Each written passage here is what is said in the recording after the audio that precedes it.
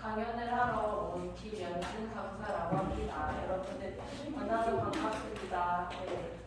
여러분들 혹시 인문학이라는 단어 들어보셨나요? 들어보신 분들이 몇 있으신데요? 네. 아마 들어보셨어도 설명해 보라고 하면 잘 설명 못하실 분들이 많을 것 같은데, 그래서 제가 오늘 인문학에 대해 쉽게 설명해 드리려고 강연 제목부터 처음 인문학을 만나다입니다. 우리가 처음 사람을 만나면 안녕하세요 하고 인사부터 하잖아요. 그리고 저는 누구입니다 이렇게 소개를 하죠. 그래서 오늘 그렇게 인문학에게 인사를 하고 인문학에게 자기소개를 듣듯이 그렇게 인문학이 무엇인지에 대해 알아보도록 하겠습니다.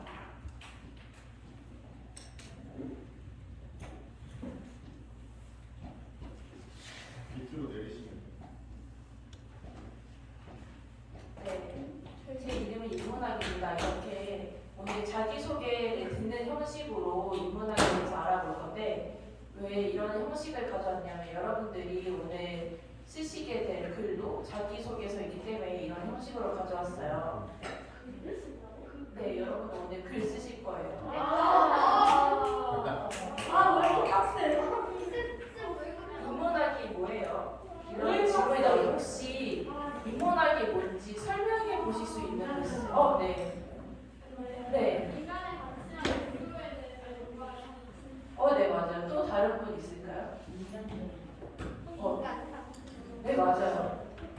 여러분들이 알고 있는 그 정의가 뭐야? 네, 인문학이 뭐냐고 물어보면 정말 많은 대답이 나오는데, 인문학은 말 그대로 인간에 관한 학문이에요. 쉽게 말해서. 그래서 인간이라는 존재, 인간의 마음, 인간의 생각과 행동, 인간이 관계를 맺고 있는 대상들과의 연관 관계를 탐구하는 학문이라고 알면 되고요. 그리고 일반적으로 여러분들이 인문학 하면은 알고 있는 게 문학, 역사, 철학 이 정도 알고 계시죠. 그래서 줄여서 문사철이라고도 하거든요. 그런데 오늘날에는 훨씬 다양한 학문들이 인문학에 포함이 돼요. 그래서 고고학, 심리학, 교육학, 신학 이런 것들도 모두 인간의 내용으로 하는 학문이어서 인문학에 속합니다. 여러분들이 눈치채지 못하셨을 수 있지만 이미 여러분들은 인문학을 학교에서 배우고 있어요. 어떤 과목을 통해서 배웠을까요?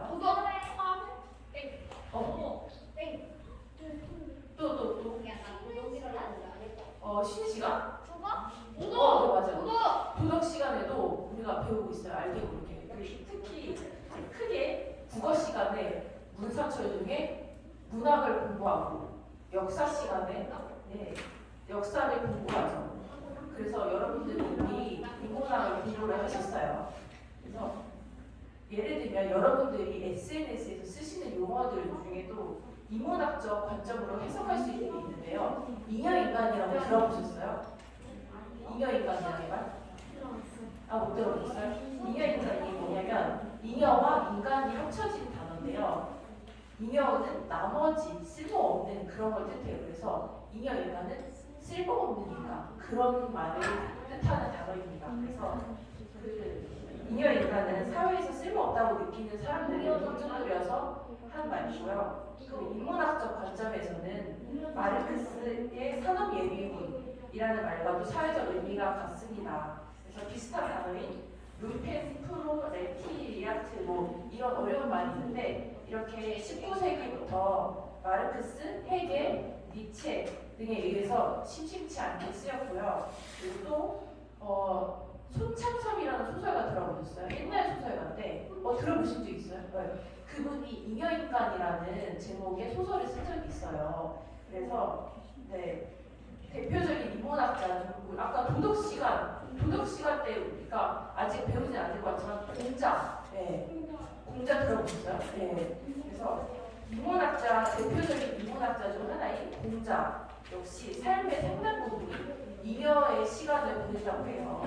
왜냐면 자신을 알아주는 이가 한 명도 없이 한 일분만 자신을 알아줬고, 그래서 재취업을 위해 12년간 헤맸지만 취직을 할 수 없었대요. 그래서 잉여인간은 삶의 태도로도 해석을 할 수 있는데요. 이렇게 한 단어를 봐도 인문학적으로 해석을 할 수가 있어요. 이런 방식이 인문학적인 관점이에요. 네.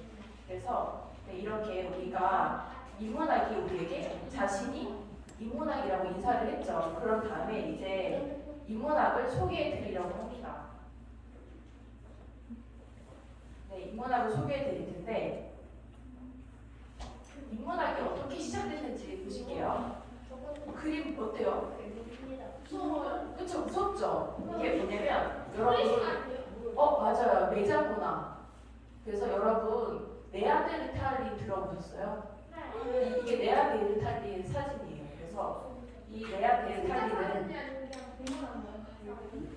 이게 실제 가상으로 보고한 걸로 알고 있거든요. 제가. 네, 그래서 이 네안데르탈린은 최초로 매장 문화의 흔적을 남겼는데요. 사진 속 시체를 보면은 모양이 어때요? 마치 자궁 속에 있는 태아처럼 웅크리고 있죠. 그래서 동물들 시체는 우리가 그냥 벌판에 그냥 냅두잖아요. 그래서 근데 이들은 이렇게 매장 문화를 했는데 그 이유는 삶의 끝이 죽음이 아니라고 생각을 했기 때문이에요. 그래서 사람이 죽으면 어떻게 되죠?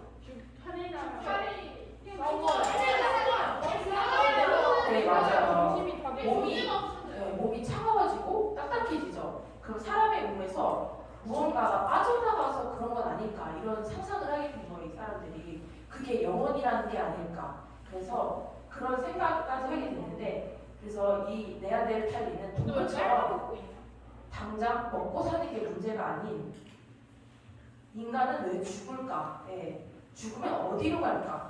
하는 물음을 하기 시작한 거예요. 그래서 이런 질문은 동물과 사람이 다른 점이죠. 그래서 우리는 왜 죽을까? 이런 질문이 인문학적 질문이고 인문학은 이렇게 시작되었습니다.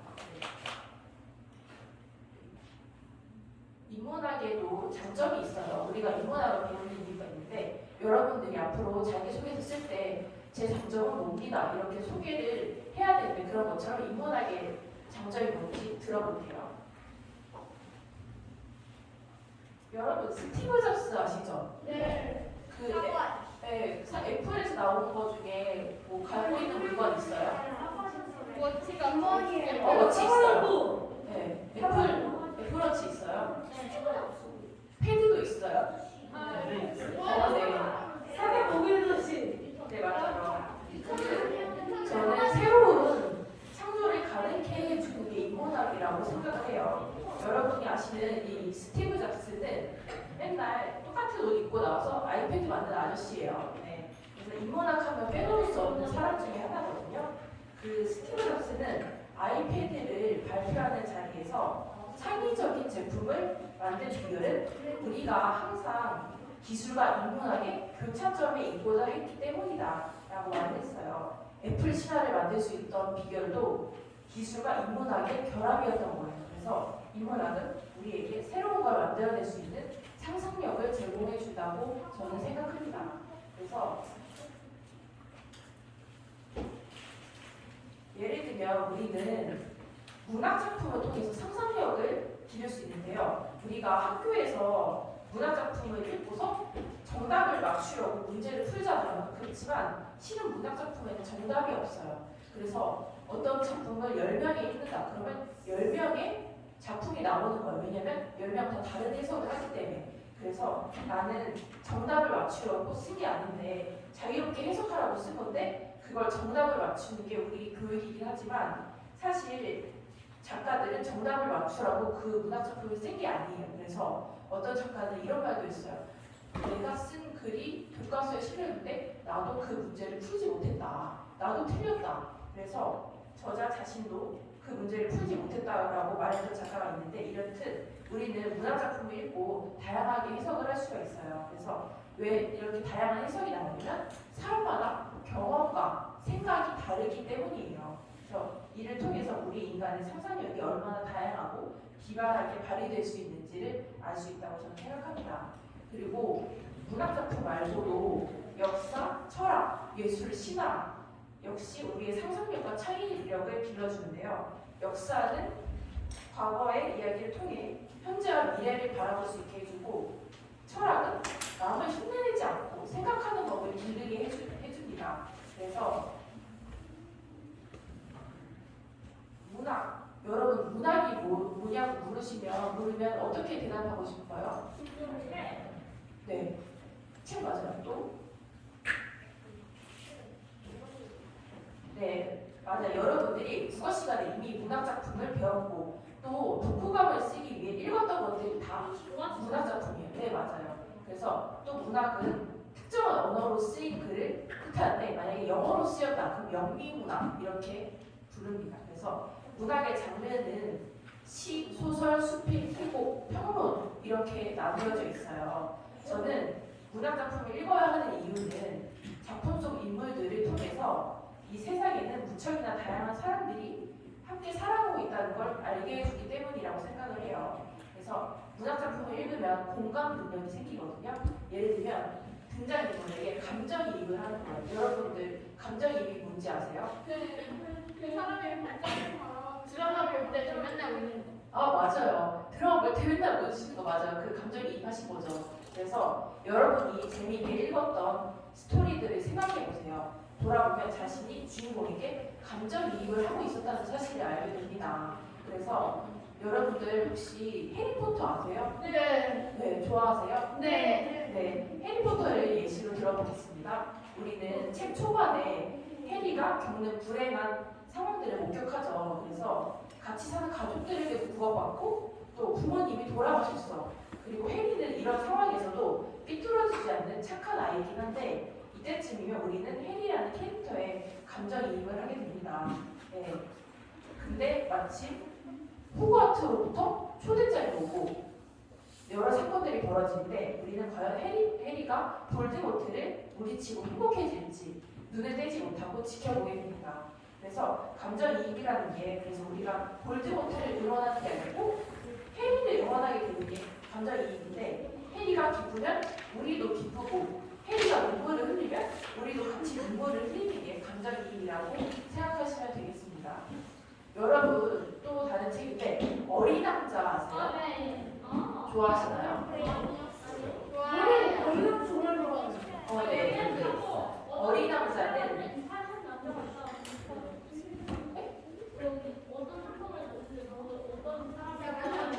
이상 남자 아시나요?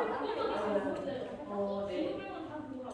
네, 어린 왕자는 인문학적으로 생각하는 구체적인 방법을 제시해주는 그런 책이기도 해요. 여러분 그냥 읽으셨겠지만 오늘 제 설명을 들으면 아 그럴 수도 있겠구나라는 생각을 하실 텐데 어린 아이처럼 작품 속의 어린 왕자는 끊임없는 호기심과 애정 어린 관심으로 질문을 던지지 않나요? 그리고 또 어린 왕자는 인문학을 읽고 실천하는 것까지 보여주는데 인문학은 결국 삶과 연결될 때 완성이 되는데 어린 왕자는 장미에 대한 사랑이 있었죠. 그리고 책임을 다하기 위해 죽음까지 불사하는 그런 행동을 보여줍니다. 그래서 이런 모습을 통해 인문학적으로 생각하는 구체적인 방법을 알 수 있는 책이었고 또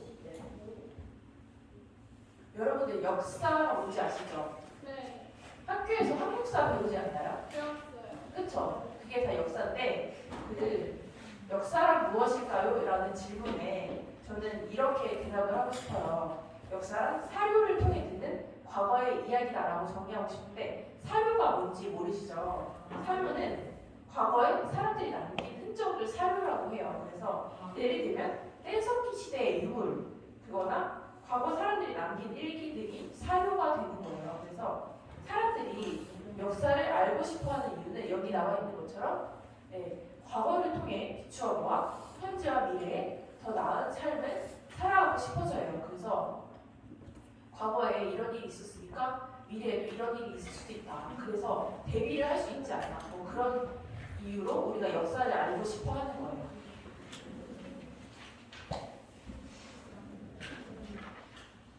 여러분 중에 철학이 뭔지 쉽게 정의해 볼 수 있는 분 있을까요?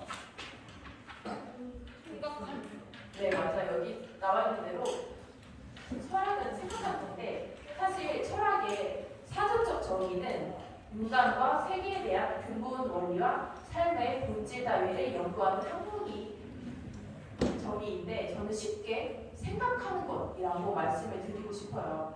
여기 앉아 계신 분 중에 여기 가운데 앉아 계신 파란색 옷 입으신 분 지금 무슨 생각하세요?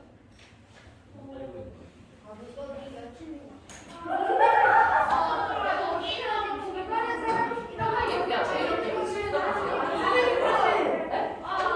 네? 집에 가고 싶다고요? 자고 싶어요. 네. 또 선생님은 여친을 못 입어 안 되지? 네, 무슨 생각하세요 지금? 배고픈데 김밥을 만들어 먹기 귀찮으니까 뭐 시켜 먹어야 되는데 내 시켜 먹자. 밥 안 먹었어요? 야나 주머니에 멍청 쿠폰 있으니까 밥 안 드셨어요? 먹었어요. 제가. 네. 또 다른 분들 지금 자기 무슨 생각하고 있는지 말해보고 싶은 분 있어요? 아무 생각이 없어요. 아무 생각이 없어요? 아무 생각이 없어요? 네. 그래서 지금 이 모든 것들이 다 생각이에요. 우리는 늘 이렇게 순간순간 자신도 모르게 생각을 하고 있어요. 그래서 생각하는 대로 살지 않으면 사는 대로 생각하게 된다. 여러분 혹시 이 말 들어보셨어요? 되게 유명한 말인데 프랑스 작가 폴 부르제가 한 유명한 말입니다. 이 말은 한마디로 철학을 하면서 살자. 네, 그런 말과도 같은 의미라고 저는 생각을 해요. 인문학적 상상력으로 글쓰기. 여러분들이 들어보셨을 법한 인물들로 페이스북 창업자, 아시네요? 맞아. 그리고 애플의 창업자 스티브 잡스, 한국의 지성, 이어령 선생님, 네. 이런 분들 그리고 투자자 워런 버핏, 이런 사람들은 다 한 시대를 이끄는 각 분야의 대가들이었죠. 이런 분들이 중요시 여겼던 게 있어요. 공통적으로 뭘까요? 오늘 우리 여러분들이 하게 될 거. 네 맞아. 글쓰기를 중요시 여겼어. 삶에서. 그래서 그 이유는 바로 제대로 살기 위해서입니다. 남이 시키는 대로 살지 않고 스스로 주도하는 삶을 살기 위해서 글쓰기 능력이 반드시 필요하다고 저는 생각을 해요. 글을 쓴다는 건 저는 자신을 쓰는 일과도 같다고 생각을 해요. 그 글을 쓰는 과정은 단순히 글자를 종이에 쓰는 걸 의미하지 않아요. 글을 쓰면서 자신의 내면에 조금 더 다가갈 수 있고 그동안 몰랐던 자신을 알게 된다고 저는 생각을 하거든요. 그래서 인문학적 상상력으로 글쓰기란 예를 들면 우리 사회에 사람들은 아까 말했던 잉여인간들 그거를 아직 부정적으로 생각을 해요. 하지만 인문학적 상상력을 통해 잉여인간이라는 단어를 새롭게 보고 우리 삶에서 잉여의 시간이 중요하다는 걸 알게 해주는 것도 인문학적 상상력이라고 생각을 해요. 그래서 한국에서 일을 안 하면 나태한 사람으로 보잖아요. 하지만 실은 이거는 공자 때부터 되게 중요한 덕목이었어요.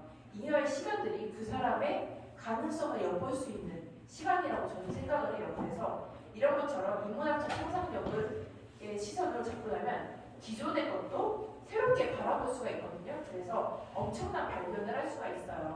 그래서 인문학적 상상력이 중요하다고 저는 생각을 합니다.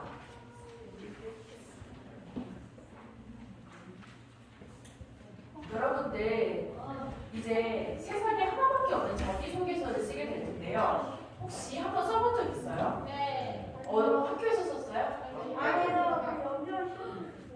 영재 들어올 때? 여기 말고 다른 데서?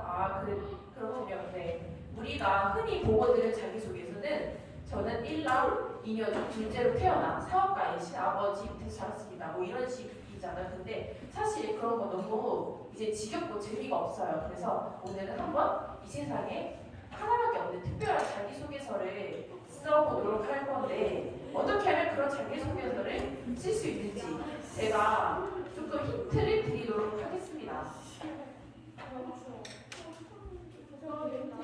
우선 매력적인 첫 문장을 쓰는 거예요. 매력적인 첫 문장이란 나를 함축적으로 설명하면서도 읽는 사람의 궁금증을 불러일으키는 건데요. 네, 여기서 함축적이라는 단어가 뭔지 아세요? 이 단어는 말이나 글의 속뜻을 담으라는 뜻인데요. 자기소개서의 첫 문장은 그 사람의 첫인상과 같아요. 그래서 읽는 사람이 나에 대해 궁금증을 느끼도록 표현을 해야 돼요. 예를 들면 친구들은 나를 나무 위키라고 부른다. 왜 이렇게 부를까요? 거짓정보를 많이 퍼뜨려서. 아는 게 많기 때문에. 아니요, 거짓정보를 많이 퍼뜨려서. 나무 위키. 나무 닮았는 나무처럼 키 같은 애도 키위를 좋아해서 그래서 나무. 되게 특이한 발상인데요. 네. 그래서 예를 들면 이렇게 나를 나무 위키라고 부른다. 이 이유는 뭐 아는 게 많기 때문에, 백과사전이기 때문에 뭐 이런 식으로 쓸 수도 있어요. 네. 그래서 시작이 반이라는 말 아시죠? 첫 문장이 매력적이면 절반은 성공한 거예요. 이제 첫 문장을 썼다면 그 다음은 어떤 내용으로 채울지가 관건인데요. 첫 번째로 나의 장점과 성격을 적는 건데 저는 여러분들이 평범하다고 생각하지 않아요. 그래서 저는 평범합니다. 이런 문장은 적지 않으셨으면 좋겠어요. 왜냐면 누구든지 남다른 장점이 있다고 저는 생각을 해요. 남과 다른 점을 나만의 특징이나 장점으로 발전시켜보세요. 그래서 그게 바로 내가 누구인지 알 수 있는 방법이 된다고 저는 생각을 해요. 그래서 여기 번호가 매겨져 있죠. 1번 거짓말을 하지 않고 솔직하다. 2번 추리를 잘한다. 3번 아이디어가 독창적이다. 4번 잘 웃는다. 5번 처음 만난 친구와 금방 친해진다. 6번 기억력이 뛰어나다. 7번 책 읽기를 즐긴다. 이런 것들은 다 그냥 예시일 뿐이어서 여기 있는 7가지의 장점들을 이용해서 두세 개의 문장으로 여러분들의 장점이 뭔지 이용을 해도 좋고, 근데 여기 나온 건 예시일 뿐이어서 여기 나오지 않는 것도 써도 상관이 없어요. 네. 그 다음은 이제 자기소개서에 알맞은 주제를 찾는 건데요. 소재를 찾는 건데 우선 내가 최근에 주도적으로 한 활동이 뭐가 있는지 떠올려 보는 거예요. 그래서 주도적으로 실천한 활동은 어느 분야에 관심이 생기고 무엇이 계기가 되는지 알 수 있는 거여서 자기소개서에 되게 알맞는 소재라고 생각을 해요. 예를 들면 수행평가 시간에 내가 어떤 아이디어를 냈다. 근데 그 아이디어가 참 좋았다. 뭐 이런 경험도 될 것 같고, 어떤 다른 경험은 내가 2학기 책을 읽고 결말이 마음에 들지 않아서 내가 스스로 창작을 해봤다. 이런 것도 좋을 것 같아요. 그래서 이런 식으로 적으면 나도 몰랐던 나를 발견하고 특별히 재능을 보이는 분야가 어디 있는지 알 수 있을 거라고 생각해요. 또 여러분들이 자기소개서를 쓸 때 궁금한 점이 있을 거라고 생각하는데 그 중에 저는 이런 걸 뽑았어요. 왠지 나는 장점이 없어 이런 생각을 하는 학생이 한 명쯤 있을 것 같다는 생각이 들어서 저는 이런 질문을 가져왔는데, 그래서 이런 말을 저는 장점이 없어요 라고 말하는 학생이 있을 것 같아요. 그러면 저는 이런 생각을 하는 이유가 너무 잘 쓰려고 하기 때문에 이런 생각을 부담감이 들어서 하는 거라고 생각이 들어요. 그래서 너무 잘 쓰려고 애쓰지 않아도 된다. 왜냐면 어차피 우리는 지금 우리끼리 보는 거고 연습을 하는 거라서 너무 잘 쓰려는 부담을 갖지 않았으면 좋겠어요. 또 내 장점이 뭔지 모르겠어. 그러면 지금 여러분 옆에 친구들이 많이 앉아있잖아요. 여러분 친구들에게 내 장점이 뭐야? 라고 한번 물어보세요. 그러면 친구가 정확히 알려줄 거라고 생각을 합니다. 네. 며칠 볼게요. 그래요? 그럼 며칠 사이에 본 2일 됐어요. 오늘 자, 네. 오늘 며칠 남았지만 며칠 사이에 본 네. 질문이세요. 네. 오늘 신고해서 우리 모르겠다고. 잘합니다. 그러면 엄마한테 들은 거 없어요? 너는 뭘 잘한다.